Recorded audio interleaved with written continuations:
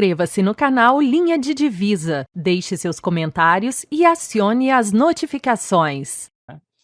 Inclusive, quando eu comecei a estudar o Sartre, as minhas primeiras leituras do Sartre foram em Alagoas, né, na UFAL.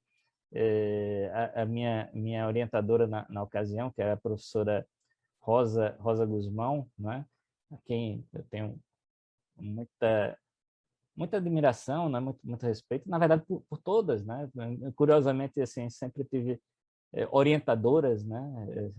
Mas, enfim, mas voltando ao Sartre, e ao que eu ia dizer, quando eu comecei a estudar o Sartre, inicialmente ela me deu um livro de contos do Sartre, disse, olha, lê esse livro aqui.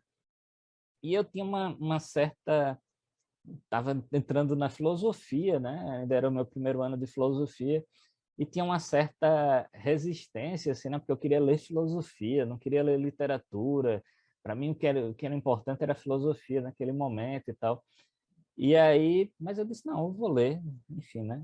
E era um texto que se chama O Muro, o título do texto, ele foi publicado no Brasil, acho que saiu pela editora Record, mas eu acho que é fácil de encontrar. Quem tiver curiosidade de procurar, vai encontrar facilmente algum PDF. E ele recebe esse título de O Muro, que é, na verdade, o título de um dos contos que estão presentes nesse livro. É um livro que tem 5 contos, né?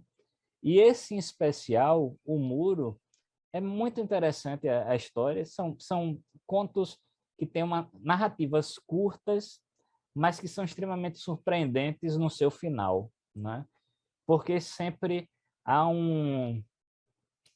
algo que nos surpreende, assim, né? Você, às vezes, tem até um tipo de uma narrativa que às vezes está um pouco morosa e tal, você fica, poxa, para onde é que ele quer ir, né? E quando chega no final, o final realmente acaba te surpreendendo. E esse em específico é um conto assim que é muito surpreendente, né? Eu vou falar brevemente, dar um pouco do spoiler, né? Aqui, só para se ter uma ideia. Então, o Muro ele se dá contando uma experiência que é a experiência da Guerra Espanhola, né? Ele cria um texto ficcional, né?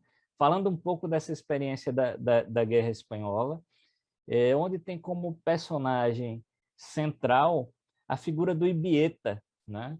E o Ibieta, ele é um dos responsáveis pela revolução, pela tentativa de revolução, e só que ele está foragido, né? Ele está foragido. E aí boa parte dos seus companheiros acabam sendo presos, né? E aí boa parte da narrativa do conto se dá fazendo essa narrativa do cárcere, né? Do cárcere privado, as pessoas estão ali privadas. E aí o Sartre, de uma forma assim muito interessante, começa a narrar começa a fazer várias descrições fenomenológicas de várias experiências, começa a descrever fenomenologicamente vários conceitos, né, do seu pensamento, conceitos que você vai poder encontrar, seja na transcendência do ego, seja no seria o nada, seja até num artigo que é assim, de menos profundidade teórica, que é o Existencialismo é Humanismo, né? Onde o Sartre dá um apanhado geral do seu quadro conceitual, né? Então, você vai poder encontrar as descrições desses conceitos, né? Uma das coisas interessantes desse conto é a relação entre as realidades humanas, né? Ou entre os seres humanos, né? Ou entre as consciências, né? A relação das consciências, né? Em que, para o Sartre, essa presença da liberdade ela sempre se dá de uma forma afirmativa, sendo que, para o Sartre, há, em algumas circunstâncias, experiências em que uma consciência tenta fazer com que a outra se objetifique, né? Ou seja, uma consciência tenta tratar o outro como um objeto. E nesse conto, isso é muito, muito presente, né? Porque você tem a figura da autoridade, do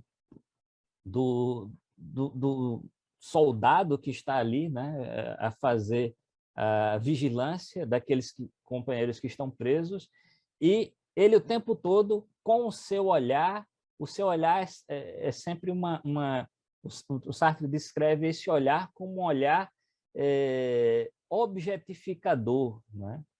E aí o Sartre vai fazendo justamente esse jogo, né? Esse jogo entre usando dois conceitos ontológicos, os quais o Sartre vai desenvolver em O Ser e o Nada, né? O Sartre vai dizer, na ontologia sartriana, nós temos o ser, né? A experiência do ser, ela pode ser o ser em si e o ser para si. Curiosamente, para Sartre, o ser em si, de uma forma direta, a gente poderia dizer assim, o ser em si representam os objetos, né? Enquanto o para si seria justamente a consciência, seria um termo ontológico para designar a consciência. Nesse jogo, né, da consciência, em alguns momentos a consciência, uma consciência, né, um ser para si, tenta fazer com que o outro ser para si seja tomado como um em si. E aí é interessante nesse conto, claro, o Sartre não está falando desse jogo conceitual, ele está falando da experiência, né? Da experiência do soldado que tenta tratar uma outra consciência como se fosse um objeto. Ou seja, olhe, você já acordou, você já tomou café, você já... Quer dizer, sempre tratando o outro como alguém que não possui liberdade, né? Como alguém que não possui liberdade, como alguém que está sempre sujeito a aceitar ou a acatar aquilo que o outro lhe impõe. Só que o Sartre vai dizer, né, e vai tentar, de algum modo, demonstrar isso no seu texto literário, que mesmo a consciência que tenta fazer do outro objeto, mesmo esta consciência, ela não consegue para o Sartre, segundo o Sartre. Porque para o Sartre você tem ali uma outra consciência, e uma outra consciência que é livre, né? Que é livre, e justamente por ser livre, ela não opera por uma relação de causa e efeito, né? Ela está para além dessa relação de causa e efeito, né? Ou seja, ela está num campo que é o campo das possibilidades. E aí é interessante que tem um personagem que eu já não me recordo o nome desse personagem, mas o personagem tem vários momentos do conto que o Sartre descreve como esse personagem se sente incomodado com o olhar do outro, né?